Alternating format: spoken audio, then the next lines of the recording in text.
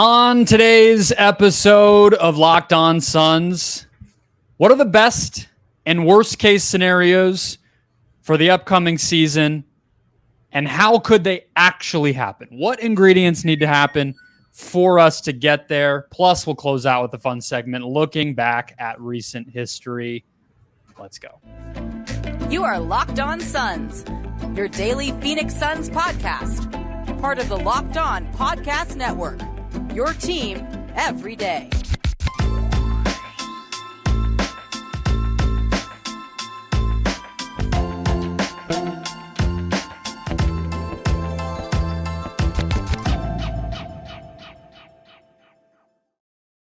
And we're back. This is Locked On Phoenix Suns. We're part of the Locked On Podcast Network, and I'm your host, Brendon Kleen, the credentialed media member covering the Suns for the past 6 seasons, a writer at Suns.com, and the host of the Just Basketball Show wherever you get your podcast. Thank you so much for making Locked On Suns your first listen.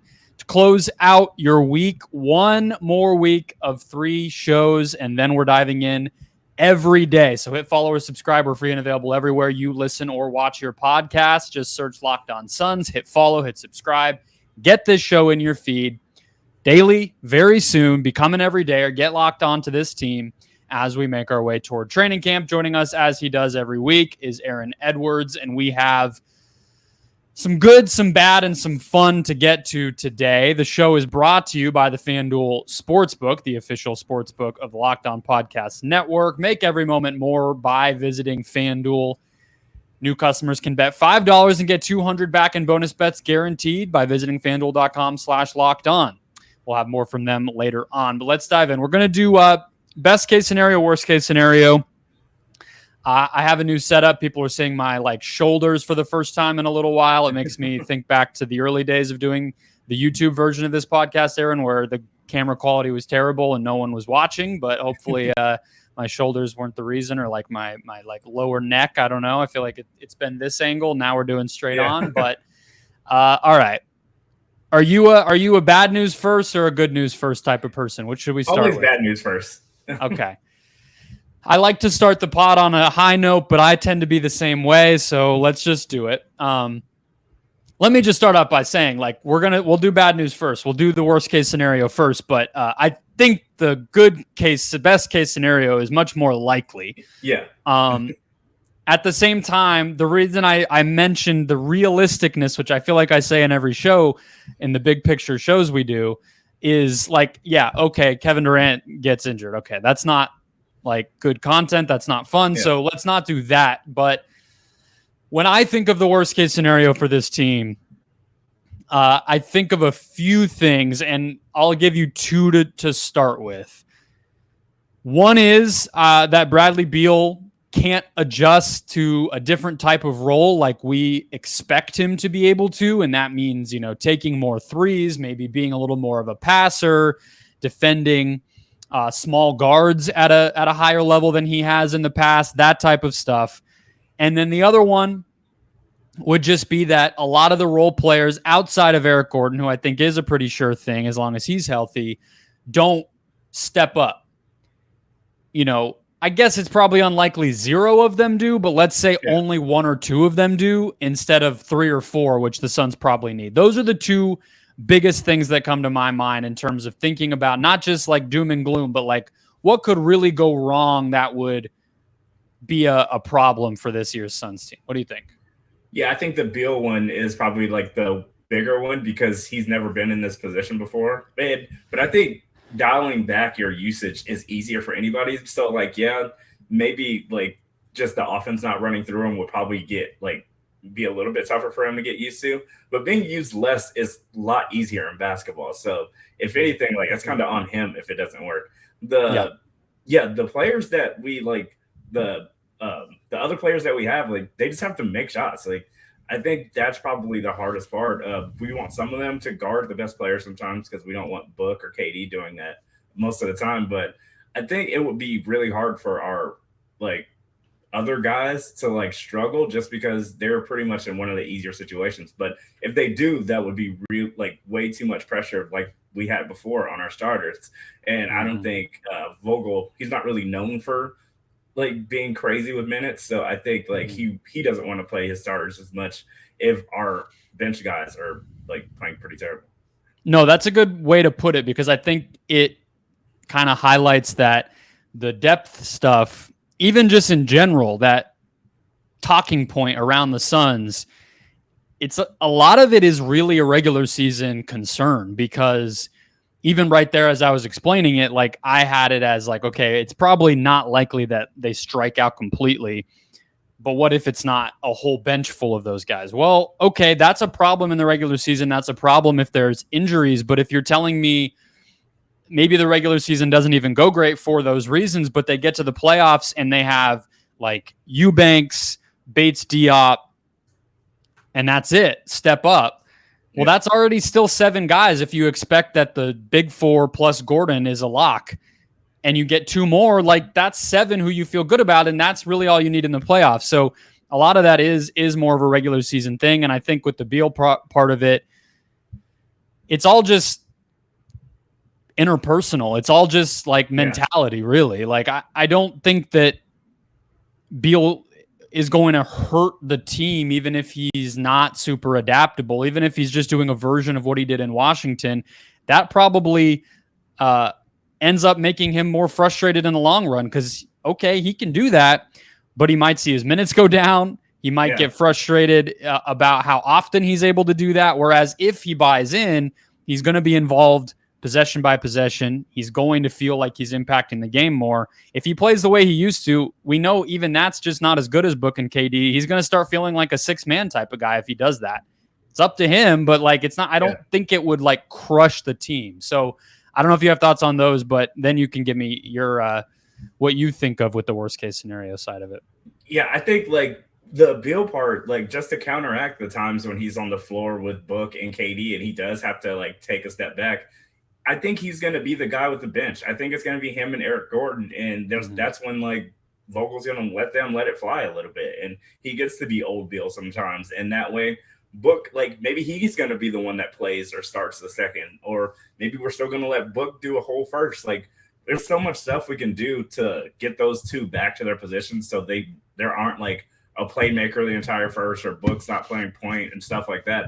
I think getting them off when they aren't on the court together is going to be when they kind of get to be themselves a little bit. So I think, yes, there's going to be some times where he's on the floor with KD and Book and he has to take a step back and he can't be the Beal from Washington anymore. But those lineups when he's out there with Eric Gordon and Bates Diop and trying to figure out those kind of lineups, I think you can kind of let it fly during those times.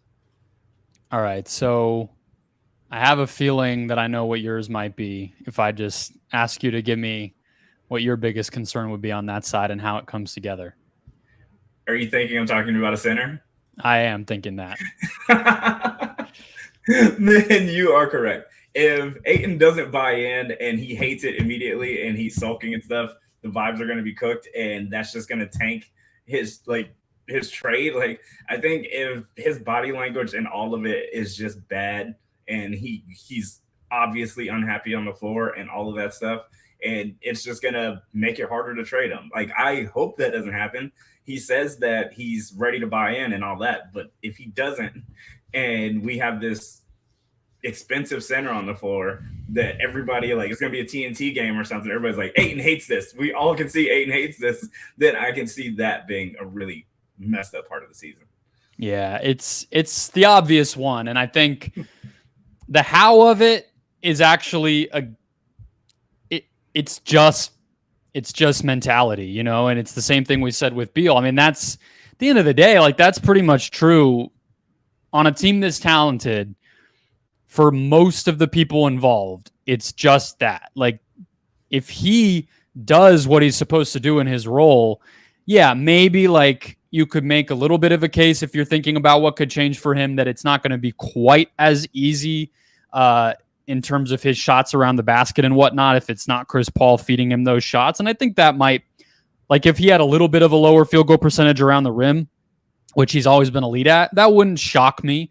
But he's going to have opportunities around the basket, offensive rebounding, you know, dribble handoff stuff, transition, all those things are going to be there for him. And then, you know, defensively, it's like most centers who want to think about whatever your mind goes to when you're like center X who's like scraping to stay around in the NBA. If you told them they got a year with Frank Vogel, them and their agents would be like celebrating.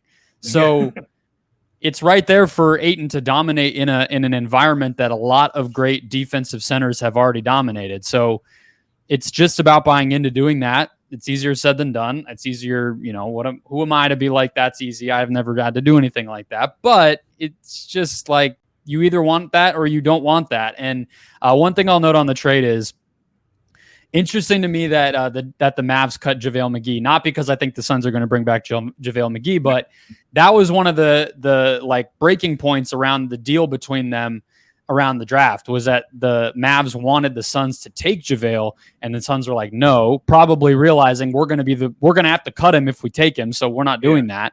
Now he's not even there. So if they wanted to re-explore those deals, something would have to change. There would be a new person in that spot.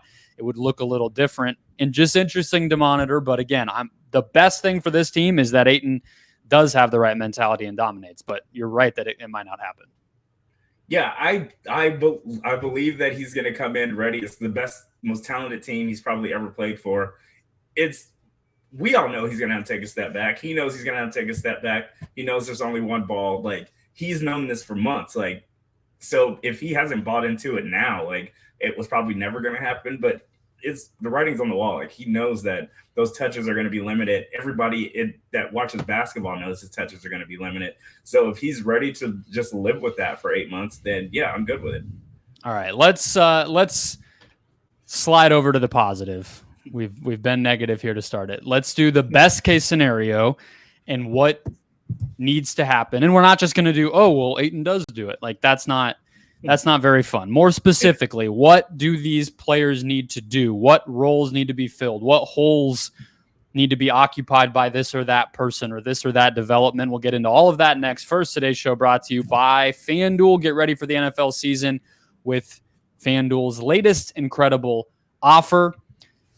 New customers can bet $5 at FanDuel, America's #1 sportsbook, and get $200 back in bonus bets guaranteed. Plus, all customers who bet $5 get $100 off NFL Sunday Ticket from YouTube and YouTube TV. You've been hearing a lot about that rollout. They are increasing what it used to be like 4 boxes, but there was a bunch of crap. Now there's not. You've heard ads about that. You've heard about the quickness. You're not relying on your dish anymore. You got the Wi-Fi connection. So combine your betting with your viewing. Get this awesome discount. Get $200 in bonus bets. Now's the best time to join FanDuel. The app is easy to use. You can bet on everything from spreads to player props and more with that bonus bet money. Visit FanDuel.com/lockedon. Kick off the NFL season with an offer you won't want to miss. FanDuel, an official partner of the NFL. All right, Aaron, I'll let you start us off with the best case scenario. What things have to happen and how do they happen?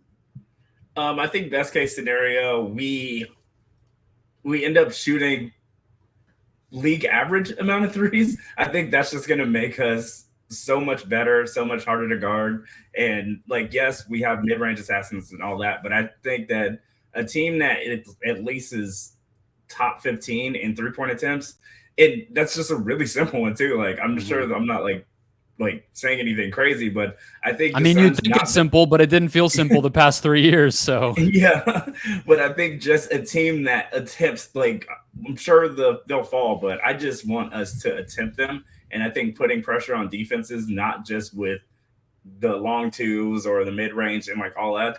I think just a team that shoots close to league average in 3-point attempts just changes like the whole layout of our season and with those players on the floor.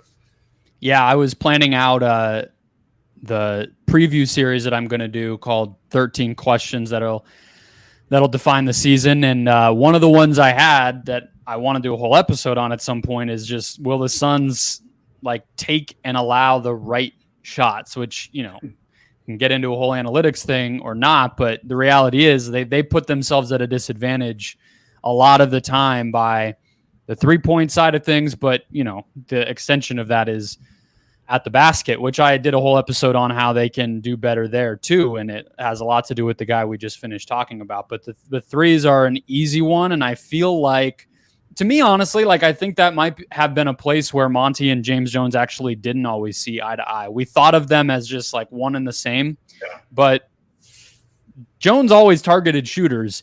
Every year, the Suns added shooting in the draft, in free agency, whatever, trade with Shamet. And for whatever reason, Monty didn't play those guys, or they didn't play their best, or that part of their game didn't really come around, or they just didn't take enough for it to be a big impact on the overall team.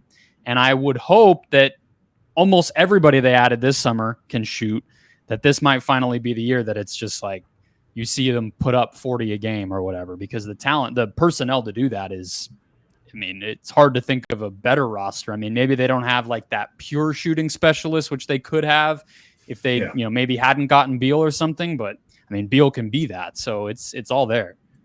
Yeah. I just think like not to have games where you look at a half and a team has like more made threes than we've attempted, like stuff like that. I think if we can just not have those type of games anymore, that we won't get math to death. Like I think that was a big problem with us, even in the playoffs and even just some regular season games. You're just like, we're like, you'll see the Suns are shooting 52% that half, and you're like, this is a 4-point game. Like, what is going on? And it's because they are hitting threes, or we let teams get back into games because once they start making threes and we're still hitting our twos, like it just doesn't work out for us. So I think just getting the shots up would just change this team. So mine, on the flip side, the other end would be defensively. I went back and forth on how to word it, but again, based on what we talked about in the last segment with the role players, the fact that at the end of the day, that's not going to make or break the season, I wouldn't think. I was going to do a defense thing with some of those guys because I do feel like a Kogi or Bates, Diop, or Goodwin, one of those or two of those guys needs to be able to be playable so that you can have more defense on the court throughout the game. But that's not going to be huge, hopefully. So what I'll say is I feel like the stars need to be able to defend at the level we think they're capable of, or you could even just say at the level they did last postseason. Like Durant needs to be a real impactful, just like he was for Brooklyn last year. Like rim protector, even at times defending, forwards and wings who are pretty good scorers. And Book needs to be able to do the same for guys like Ant Edwards or Jaylen Brown or whoever you want to slide in there, De'Aaron Fox, like, those types of guys.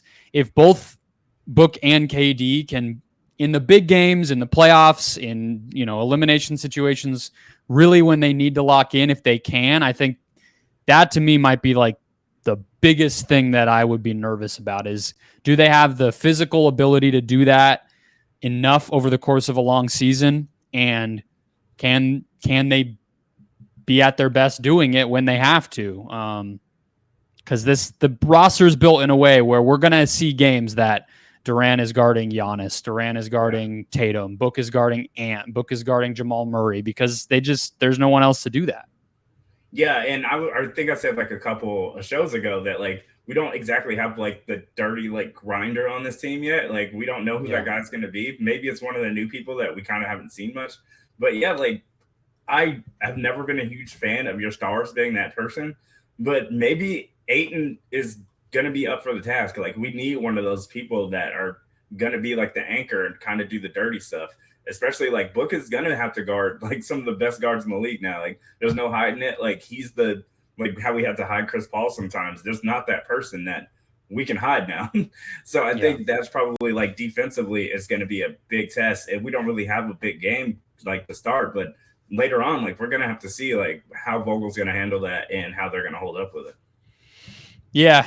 I mean, I guess the good thing too is like it doesn't have to happen every night, but even if somebody steps up, and we did do a segment on kind of the new Jay Crowder, so to speak, or whatever you want to call it, a few weeks back, even if somebody steps up and fills that, there's a lot of teams out there where you still will need one of those stars to do it, because maybe nobody can quite match making you guard both Booker and Durant on one team, but the Celtics, even the Bucks have, Middleton. What's going to end up guarding Luka or Beal or like exactly? Yeah, like it's going to happen, and we're just going to have to see like if they can not exactly stop them, but how they hold up and play team defense to help them out a little bit. And does that wear and tear affect them physically? Like all those ripple effects are going to be important. But again, to keep it positive, I think that we've seen it, and we saw it as recently as last playoffs, and both those guys are in their primes and at the point in their career where it has to happen on both ends. So I have no reason to think it won't, but that's that would go a long way toward them reaching their ceiling. Let's close things out. Speaking of Jay Crowder, with the best moments, our favorite moments of what I'm calling the Valley Boys era. Does that feel right? Is that what we're calling it? I mean, it was really an Oubre thing, but I don't know of another way because Chris wasn't there for all of Monty's time. And what are we calling that? Yeah, like that's what when you said that, I was like, the Valley Boys seems more like the Oubre and like that team right before we made the Rubio and like all of like those seem like the Valley Boys, but like we didn't really have a name for that one, so. The 0.5 era, that doesn't sound too great. It's kind of boring. We'll see. All right. But you know what era we're talking about. We'll give our favorite moments from that period of Suns history now that it's over after one more break. Closing out the week, closing out the month on Locked On Suns here. Thank you for listening, making us part of your daily routine. Just search Locked On Suns if it's your first time finding the show. Hit subscribe or follow wherever you get your podcast. We'll be here 3 times a week next week and daily after that, all the way through literally next July. So a lot of content coming your way. Let's go through our favorite memories. And I didn't give you a bunch of time to prep on this, Aaron, so I will list some of mine.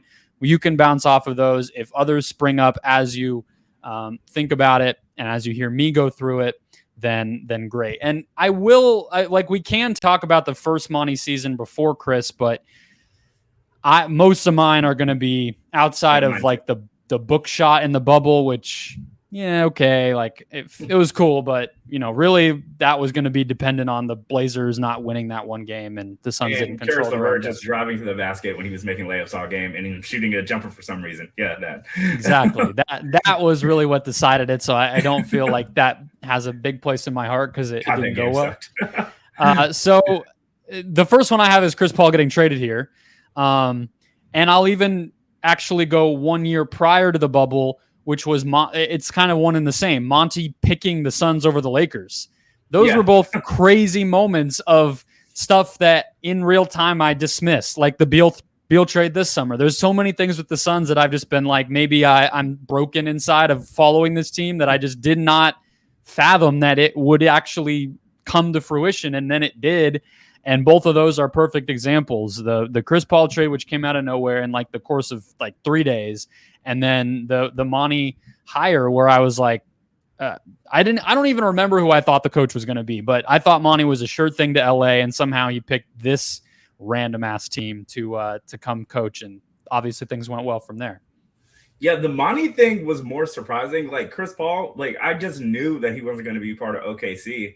And in my head, like I always figured we were kind of like a Chris Paul away. And like I loved Rubio, but it just seemed like if there was a destination, it was here. Like I wasn't shocked when Chris Paul ended up here. It was crazy. Like it just seemed like it was always going to happen. Monty choosing us over the Lakers was the crazier one, just because it just seemed all but locked in, and he was kind of just weighing it. But when we heard he was weighing it, it was like, he's going to choose the Lakers. LeBron's there. And the fact that he didn't was kind of just, it was crazy. Okay, from the playoffs, I have nothing from 2023. But before that, shooting 80% for for like 4 days in a row, that was pretty fun. It was. From this past 12 months, it's the Durant trade, obviously. Yeah. The writing was a little bit on the wall. It's part of why I don't feel like it's like great, because it's like Chris was breaking down. We thought Monty may or may not continue. So like the whole time it was kind of like, are you really going to celebrate that? But no, 2021, the Valley Oop, obviously. Yeah. The Valley Oop, which is in the intro song. Somehow I got our host and producer and whatever of the other podcasts I do on the whole NBA. The Valley Oop call by Mike Breen is in there, so that indicates my feelings toward that. I've never gone crazier in an in-arena situation, and I'm probably not supposed to do that because I was media, but I did. Not even like celebrating; it was just the craziness of it. And then the other one I would put in 2021, and I'll save 2022 for a second, would be specifically after game 2 of the finals. Another one where I was there, and I've talked about my regret following that plenty of times, but in that moment, I was like, they're sweeping. It's over. The franchise has won its first championship. Like, Phoenix sports is, we're headed in the right direction. Everything's good in life. Pump Nevada over every speaker in the city. Like, it's a party for the rest of the summer. And obviously that is not what happened, but Mikal scored like 30 points in that game too. It felt like the Bucks were just broken and done.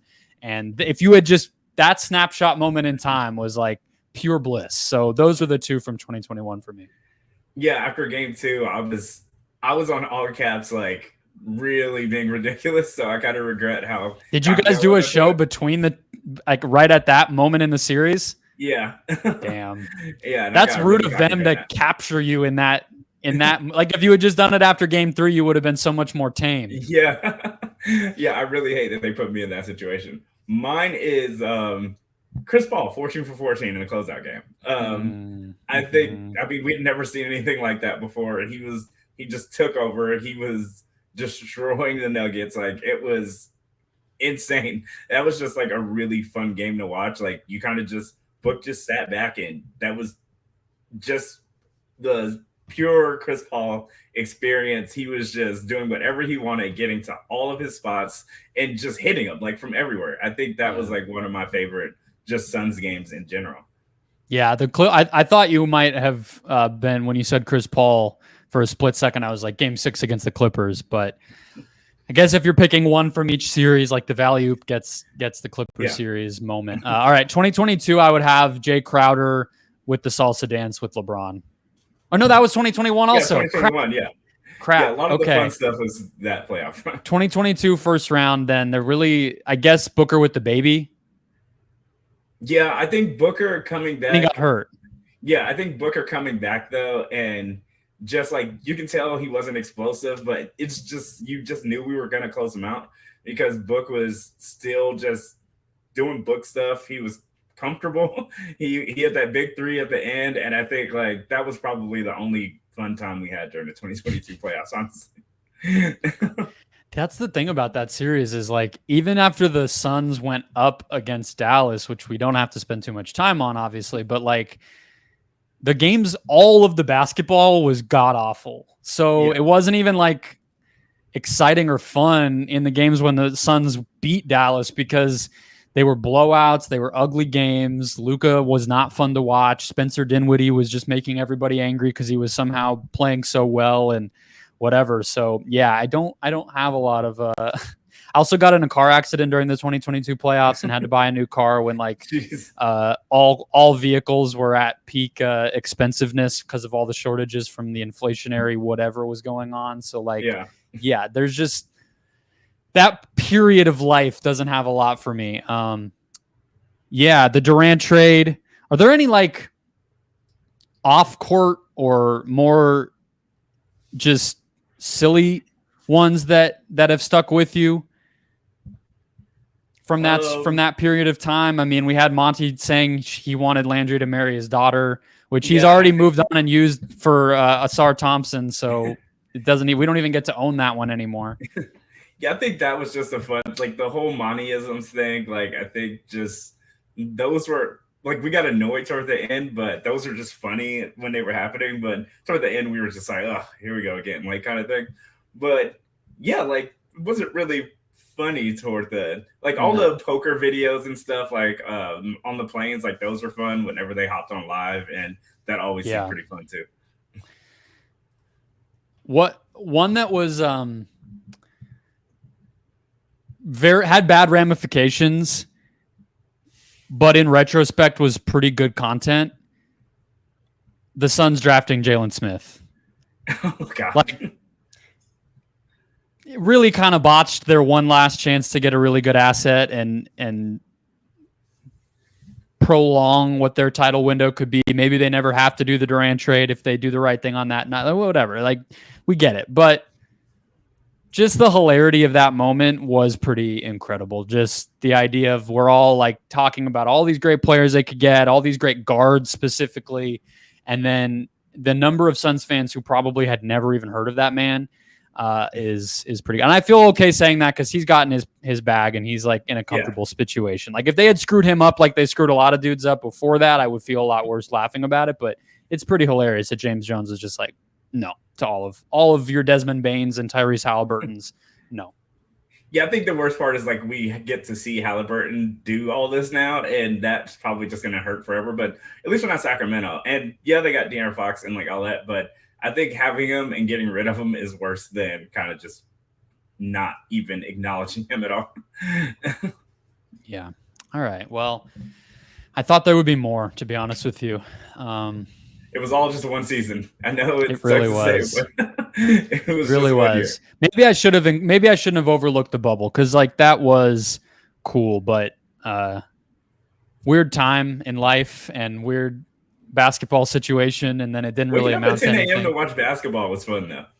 It was nice to have them on during the day. You just like have your coffee and there's just like a real NBA game going on.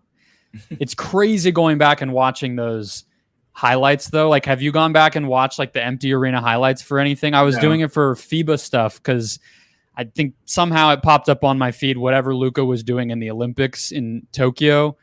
And I just was watching, and it's crazy how used to that we got, that it was just like squeaky shoes and guys yelling and no noise. Yeah. The squeaky shoes are crazy. I'll throw one more out there. The first game, which was also that same season, the first game back when fans started to be able to come to games, which is like February of that first Chris Paul season, that was pretty cool. Because like we had all been going and like I'm trying to cover this awesome year and then nobody's there and it feels very like distanced. And then finally fans start to come in, they do like first responders first and whatever. And then eventually, more and more people. And then it was like, all right, this feels like real basketball again. Like we can actually like experience this together rather than just tweeting about it forever. Yeah. But all right, that'll wrap us up for the week. Thank you for listening. Hit follow, hit subscribe, get the show in your feed every single day here in the next few weeks. And we'll talk to you guys next week. You are Locked On Suns, your daily